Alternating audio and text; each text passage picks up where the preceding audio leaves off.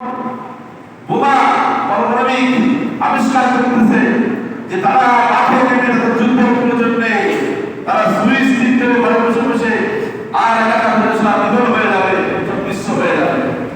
এখন আমরা মুসলমানরা আমরা তো মনে করছি যে আমরা সরাসরি যে আমরা যুদ্ধ করবো, সংগ্রাম করবো, কিন্তু এখন আমরা চিন্তা করতেছি যে না, আমরা যদি করতে চাই আমাদের জীবনের মায়া অনেক বেশি, ওদের জীবনের মায়া অনেক বেশি। আর মুসলমানরা কিন্তু জীবনের মায়া করে না, কারণ জানে বললেই শহীদ, বললেই শহীদ। ভাই আমার মাঝে আমার আল্লাহ রাব্বুল আলামিনের কাছে দুইটা জিনিস সবথেকে বেশি প্রিয়। এক নাম্বার হলো জিহাদের ময়দানে আল্লাহর পক্ষে জিহাদের রাস্তায় শহীদ হয়ে যায়, আর কোন বান্দার গায়ে থেকে